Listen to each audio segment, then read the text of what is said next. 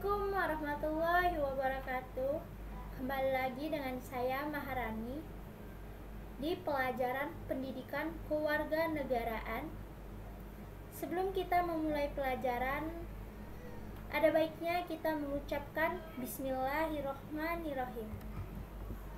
Hari ini kita akan membahas tentang Undang-Undang Dasar Negara Republik Indonesia tahun 1945 sebagai Konstitusi Indonesia. Tata tertib diciptakan agar terciptanya ketertiban, keamanan, dan kenyamanan.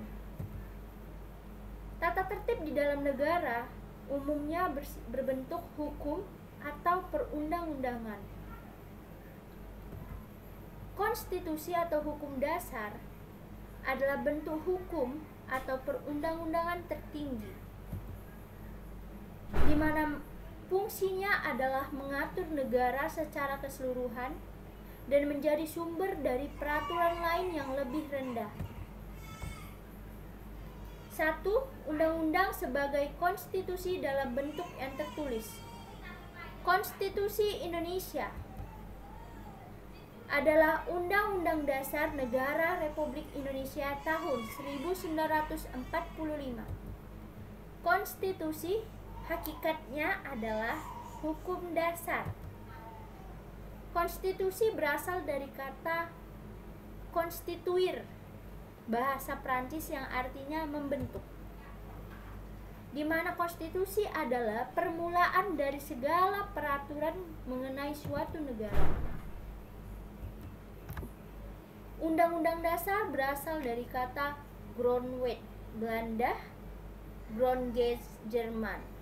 Istilah ini menunjukkan pada naskah yang tertulis, di mana konstitusi membuat peraturan pokok menjadi sendi-sendi pertama untuk menegakkan negara.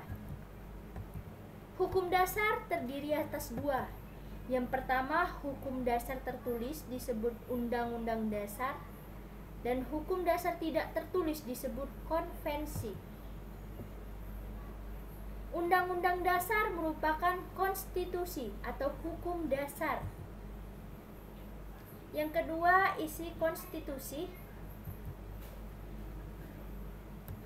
Setiap konstitusi atau undang-undang dasar biasanya memuat hal sebagai berikut. A.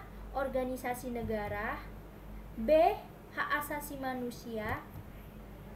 C. Prosedur untuk mengubah undang-undang dasar. D. Ada kalanya membuat larangan untuk mengubah sifat tertentu dari undang-undang dasar. E. Merupakan aturan hukum tertinggi. 3. Fungsi konstitusi.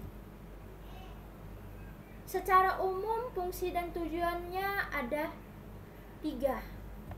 Yang pertama, A. Untuk memberikan pembatasan sekaligus pengawasan terhadap kekuasaan politik. B. Untuk melepaskan kontrol kekuasaan dari penguasa itu sendiri. C. Untuk memberi batasan-batasan ketetapan bagi penguasa dalam menjalankan kekuasaannya. Untuk melihat bagaimana pemahaman kalian tentang materi ini, silakan kerjakan tugas dengan baik. Di sini ada 3 soal, silahkan dikerjakan. Selamat bekerja. Assalamualaikum warahmatullahi wabarakatuh.